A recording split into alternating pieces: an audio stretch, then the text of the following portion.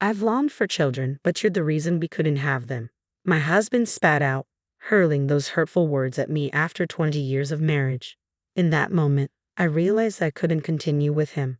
His callousness cut deep and his mind was elsewhere, dreaming of a new life without me. It felt as if some divine eye had witnessed his cruelty. My name is Lisa, 45 years old, a secretary at a law firm.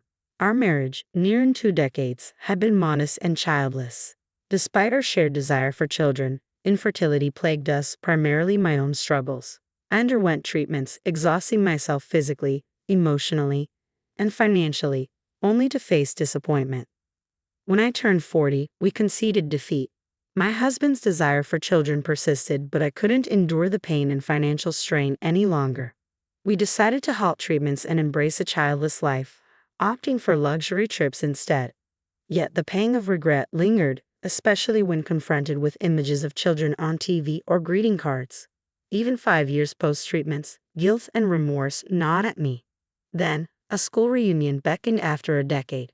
My husband encouraged me to take a break, sensing it as a mini vacation. It felt like a temporary escape from the weight of our childless existence. I realized I had scarcely been out alone since our wedding day, my life consumed by infertility treatments. But a little indulgence now and then couldn't hurt, right? At the venue, catching up with old friends felt refreshing. Lisa, long time no see. You look great, slimmer than before, one friend remarked. Indeed, I had shed about 22 pounds over the past decade. Thanks, I replied with a smile. I envy you. Since marriage and kids, I've gained almost 33 pounds, she lamented. Her words, though innocent, stung a bit. Any kids for you? Another friend asked. No, we couldn't, I replied, feeling the weight of the question. Just the two of us. Oh, sorry for asking such an awkward question, she apologized. No worries, let's just enjoy ourselves, I reassured, trying to maintain a lively atmosphere. As conversation flowed, a startling revelation emerged. My son was nearly caught in a marriage scam recently, one classmate shared. I was taken aback. A scam. Yes, they asked him for $20,000 for their wedding, but it fell through, she explained. What happened next? I inquired, intrigued. He couldn't afford it, so he came to us for advice. That's when we uncovered the scam. The woman vanished, she recounted. It's terrifying, I murmured, shaken by the story. There are some awful people out there, another friend chimed in. Really scary. A marriage scam, I mused, shocked that such deceit could occur so close to home. Thankfully, her son had moved on with a new girlfriend, and the parents seemed relieved. The reunion continued smoothly, eventually winding down. Instead of heading to the after-party, I decided to head home, reflecting on the evening's unexpected revelations. I returned to my hotel, savoring a nightcap alone. It struck me, I hadn't checked in with my husband. It was only 10 p.m. He should still be awake. Despite repeated calls, he didn't answer. Perhaps he already turned in. Well, I'd be back tomorrow, so it wasn't a pressing concern. Yet an uneasy feeling gnawed at me. Was it women's intuition? Something felt off. From then on, my husband started arriving home unusually late on weekdays, often inebriated. Hey, I'm home, he slurred one night, collapsing onto the living room floor. Are you okay? I asked, concern creeping into my voice. Shut up, I'm home. Show some respect, he retorted, his words clouded by alcohol. As I tidied up his discarded clothes, he muttered something about Alyssa. You know, if you were as young as Alyssa. Confusion gripped me. Who was Alyssa? What did he mean by his words? Before I could inquire further, he was already asleep. Could he be cheating on me? The unease I felt that day morphed into a creeping certainty. But no, my husband was a good man. It must be drunken nonsense. Yet doubts lingered, unsettling my thoughts. I tried to reassure myself, but my husband's erratic behavior gnawed at me. Weekends meant early departures and late returns, often accompanied by the stench of alcohol. It had become a pattern I could no longer ignore. You're going out drinking almost every day lately. Are we okay? I ventured one evening. Mind your own business. It's my money, he snapped back, dismissive of my concern. But we need to save for our future, I insisted. His response cut deep. Well, I've spent quite a bit on treatments. That's because you're defective. Even in his inebriated state, his words stung. I could have fathomed he'd speak to me that way. As time passed, his disparaging remarks grew more frequent. "Since you can't have kids, you should focus on showing affection to me," he'd say. With each selfish act, my love for him waned. Gone was the caring husband who once supported me through treatments. Would he ever return? After 20 years, I began questioning the essence of our marriage. But before I could confront him about it, he dropped a bombshell. "We need to talk," he said, his demeanor serious. I returned from work to find him on the sofa, his expression grave. "What's wrong? Why are you being so formal?" I asked, sensing something was amiss. "I want a divorce," he declared bluntly. The words hit me like a ton of bricks. "You're joking, right? Why would you say that all of a sudden?" I pleaded, hoping for reassurance. But the idea of divorce had never crossed his mind before. "Yes," he confirmed, leaving me stunned and bewildered. The revelation hit me like a tidal wave. Divorce?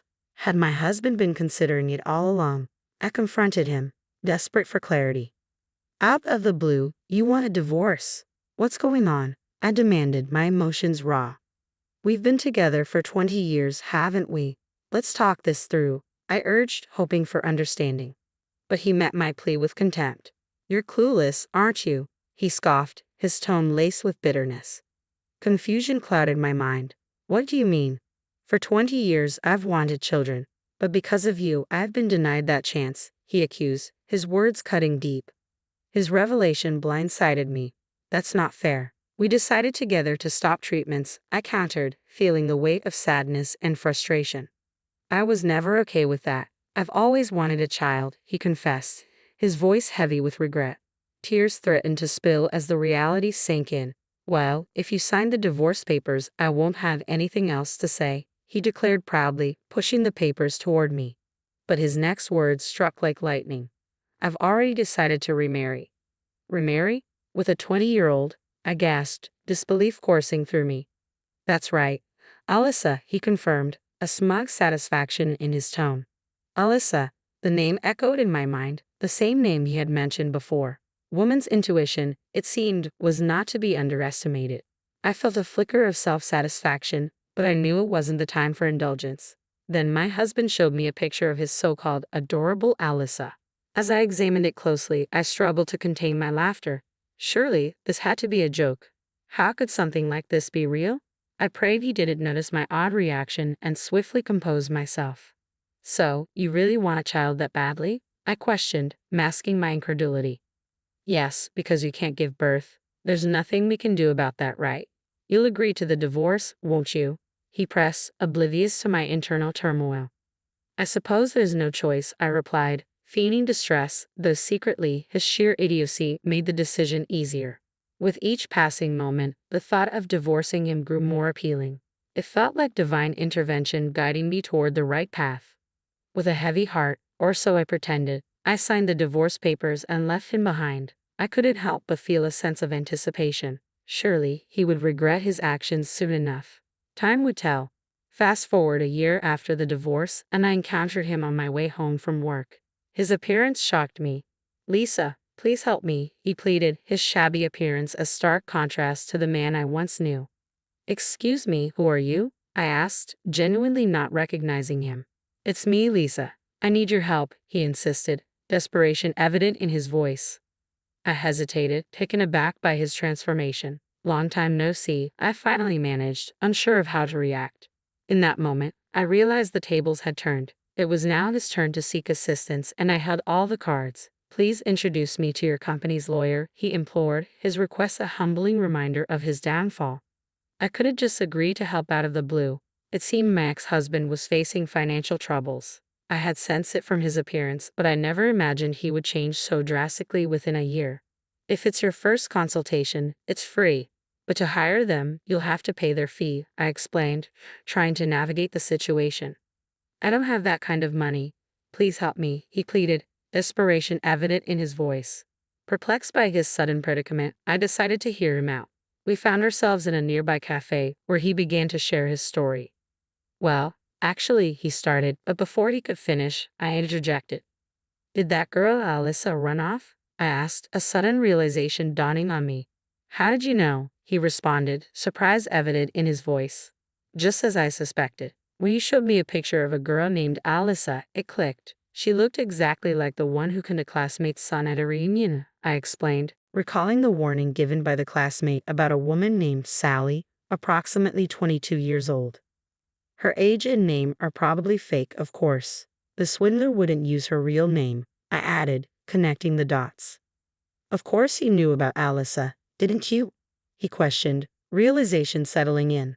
Well, I guess you could say I knew. But what happened? I inquired, eager to unravel the full story. When I pressed my husband for an explanation, this was the story he offered. About a year ago, he met a woman named Alyssa at a nightclub. My husband, who had always harbored a desire for children, seemed to have shared his thoughts with her. It was during one of these conversations that Alyssa made an astonishing offer. She could bear a child for him. Their relationship blossomed from there. He started frequenting the club almost every weekday and spent weekends with Alyssa outside its confines. In the process, he depleted $10,000 from his savings, accumulated during his single days. Despite this, Alyssa never demanded lavish gifts or expensive outings. She was content just to share a drink with him at the club. She was different, he insisted. Not like the stereotypical club girls you often hear about. She didn't care about designer goods or jewelry. She was happy as long as I was there with her. He painted Alyssa as hardworking and sincere, emphasizing their agreement not to touch each other's savings from their single days. I thought it was his money and he could use it as he pleased, I admitted, unaware of his extravagant spending. Then my husband revealed the twist in the tale. Alyssa's true colors had emerged.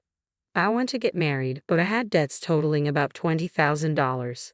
Then my husband promised to take on Alyssa's debt and transferred the money to her, I recounted, my voice heavy with regret. They moved in together right after our divorce, but Alyssa continued her nighttime work and rarely came home. Eventually, she quit her job at the club and disappeared, taking all the money with her. How could he be so foolish? I lamented, feeling a sense of despair at having been married to such a man for 20 years. Did you make a promissory note? I inquired, hoping for some semblance of responsibility. A what? My husband looked puzzled. You lent her money, didn't you? Didn't you get a note? I pressed, frustration creeping into my tone. We were going to be a couple, so I didn't do such a thing, he admitted. So, you basically gave her the money, is that it? I asked incredulously. In this case, it seems like you donated $20,000 to Alyssa out of goodwill, I concluded, my disappointment palpable. This woman must be a pro, I mused, realizing the extent of her deception. In the case of donations, if the amount exceeds $11,000 in a year, gift tax is imposed. Depending on the case, the receiver might be taxed. So, Alyssa just took $20,000 in cash and vanished, splitting the money into two parts across 2 different years to avoid taxes. The reason my husband thought she was a good girl who never asked for material gifts was because she knew the law well. So, what should I do? I asked, feeling overwhelmed. I don't know. Maybe consult a lawyer. It'll cost you though, he replied, his shoulders slumping in defeat. All my savings from my single days are gone, and the woman I loved ran away from me. I can't go back on my word to the company about remarrying after boasting about getting a younger wife. Isn't that his own doing? I thought, feeling the weight of my husband's pitiful situation. Lisa, it's my fault. Please come back to me, he pleaded. I realized after you were gone, you were the only one who cared about me. I don't need kids anymore. I'll let you do as you like. You must have been lonely too, right? But his misunderstanding persisted. That matter had ended half a year ago in my mind, so I confronted him with reality. You know, it's been a year. What's with this sudden change of heart? Isn't it a little too late now? Lisa, are you going to abandon me? Well, it was you who pushed for our divorce in the first place, remember? I reminded him. You're the only one I can rely on. My ex-husband looked utterly exhausted, and I decided to show him a little mercy. All right then, shall I call up a lawyer friend of mine? Lisa, thank you. I knew I could count on you, he said, tears welling up in his eyes. Mr. Johnson, the lawyer for my company, arrived at the coffee shop. John, over here, I called out, and my ex-husband seemed somewhat perplexed by our overly familiar demeanor. You see, we've been dating for the past 6 months now, I explained. What was it you needed advice on? As I finished speaking, my ex-husband looked as if he was in a daze. No, well, I think that'll be it for today, he muttered, suddenly snapping back to reality and hurriedly leaving the coffee shop. In the end, he couldn't afford to hire a lawyer and resigned himself to his fate. Rumor had it that his company was abuzz with talk of his unfortunate situation, left by his soon-to-be wife and ignored by his ex-wife. As Mr. Johnson and I spoke later, I confessed the truth about the charade. "I'm sorry for involving you in all this," I apologized. "No worries, Lisa. I'm glad I could be of help," he reassured me. "By the way, do you have any plans after this?" Caught off guard by the unexpected turn of events, I was a little flustered, but a fresh start in my mid-40s didn't seem like such a bad beginning. "Yes, I'd love to," I agreed, certain that a fun-filled future was awaiting me. I couldn't shake off this feeling of excitement.